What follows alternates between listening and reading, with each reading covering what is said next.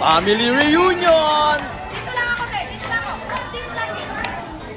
At yun na nga mga tol, family reunion muna ang trip natin for today's video. 3 angkan ang nagsama-sama para matuloy itong mabisang reunion na to mga tropa. After natin manalangin, kanya-kanyang labasan na to ng mga dance step, mga pampahiya mga tropa.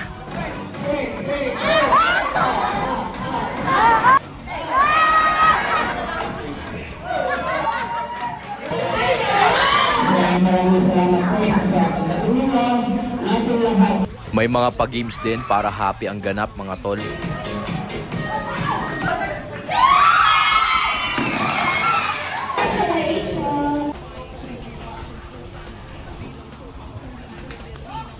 Tas yan, banding lang kami ng anak ko mga tol.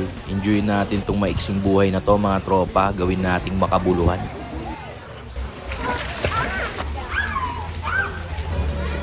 Mga tol, reunion namin ngayon. Reunion 2024. Pizza!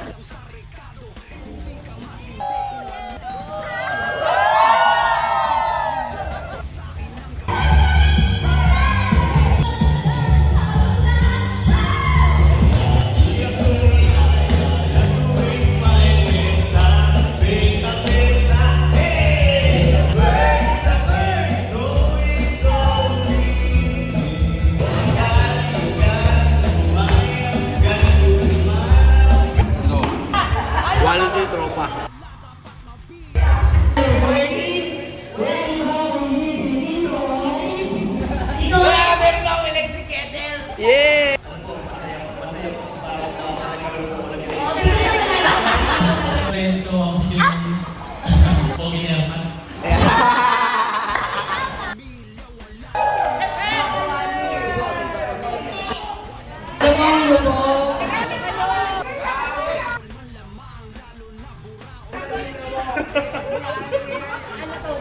Panalo kayo pre. Panalo sa pahabaan. Anong ambag mo dyan? Nanalo ko ng April sa aming family reunion.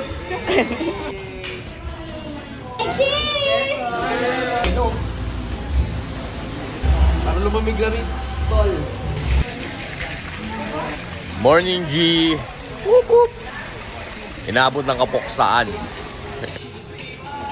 I-score tayo ng mantika mga tol kasi magpiprito tayo ng manok.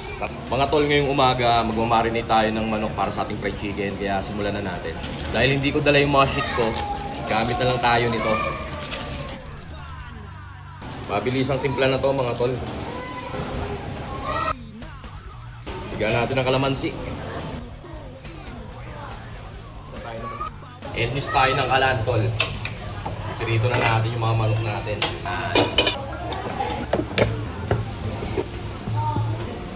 Tol, timpla na rin natin ng paminta mga tol. Siyempre kailangan quality itong fried chicken natin. Family reunion to tropa. Ako ba naman? Lagyan na rin natin ng pampalasa antimano para talagang sagad na sagad ang lasa nito. Lagyan na rin natin ng konting harina. Saka natin haluin. Nilamas natin ang kamay para talagang pasok na pasok ng mga dumi ng koko rito. De joke lang siyempre. Balahurang otits.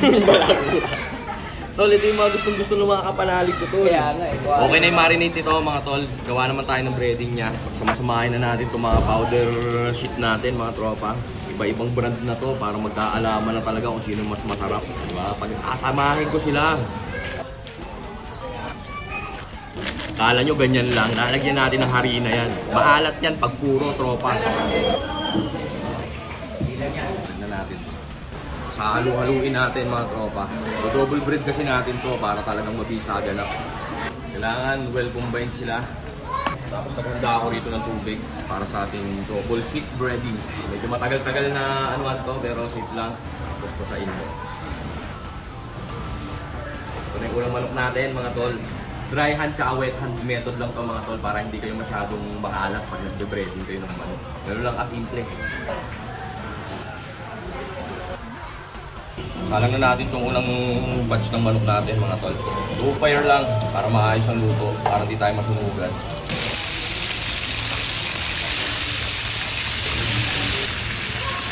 Wala tayong tong mga tol pero safe lang. Sa luto.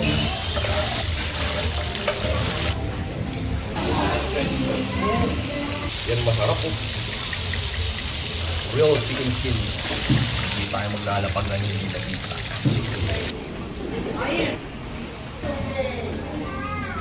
Magsisigang naman tayo ngayon ng bangus tsaka isda na to. Malaki ito. Dinisan muna natin. Tatanggalin natin yung mga shit sa loob. Okay na tayo magprito ng manok. Salang naman tayo ng sinigang. Hulog na natin to mga tropa.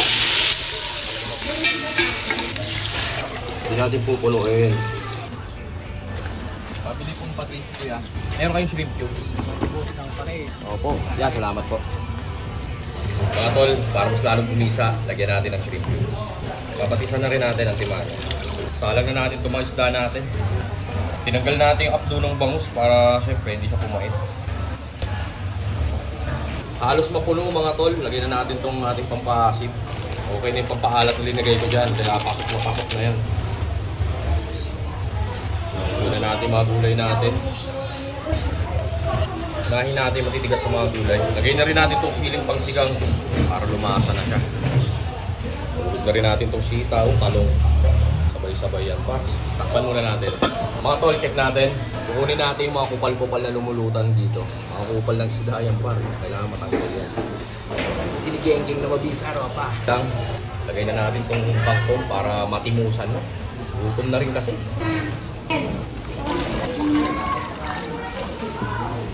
Paano mga tol? Kain na tayo! Kain na tayo!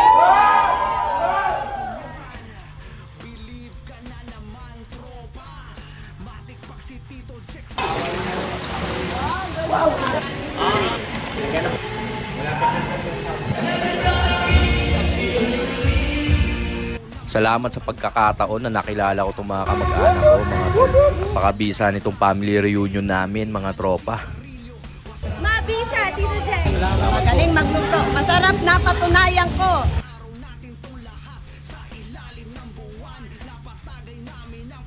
Paano mga tol? Hanggang dito na lang.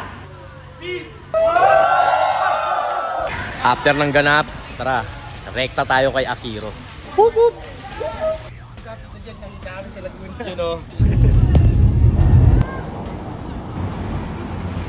Tara mga tol, dito tayo sa resto ng Boss Marco.